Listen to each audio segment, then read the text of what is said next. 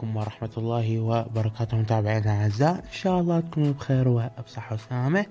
شركة ريلمي أطلقت أقوى هاتف في سلسلة الريلمي 10 في الصين، وهو الريلمي 10 برو بلس.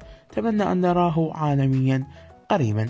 الجهاز يجي بسماكة 7.8 أو 8 ملم بهالحدود، فتعتبر سماكته ممتازة.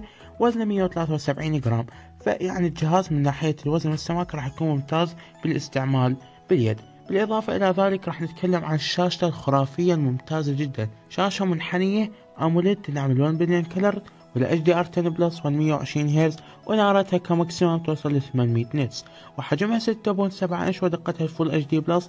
تحمل ابعاد 20 الى 9 وكثافة بكسلات 394 بكسل لكل انش، فشاشة من كل النواحي تعتبر ممتازة بهذا الفئة السعرية.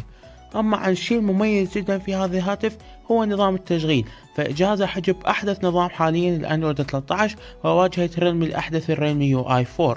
بالإضافة إلى ذلك راح نتكلم عن المعالج، فهو الأفضل في الفئة المتوسطة حاليا، الميديا تك دايمنسيتي 1080 بدقة تصنيع 6 نانومتر، ومعالج رسوميات الماجي 68 ام سي 4. معالج قوي جدا من ناحية الألعاب، راح يعطيك ببجي موبايل راح يعطيك 60 اف بي اس، وألعاب أخرى حتى يوصل عادي 90 اف بي اس كلش طبيعي. معالج يعتبر ممتاز من كل النواحي.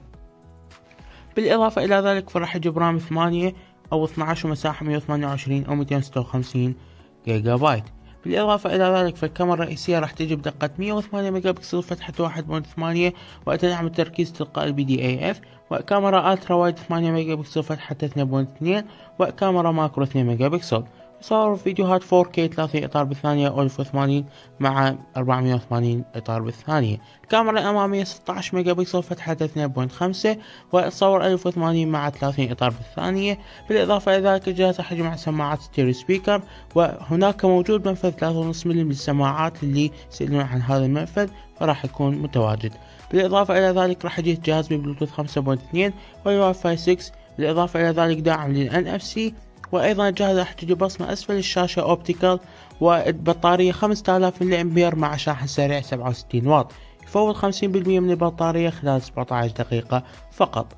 وسعر الجهاز، فالجهاز راح يجي بحدود سعر $238. اعطونا رأيكم بالجهاز والمواصفات، أنا أشوفه فتي ممتاز صراحة، فاعطونا رأيكم هل راح يتفوق على الريدمي نوت 12 برو بلس؟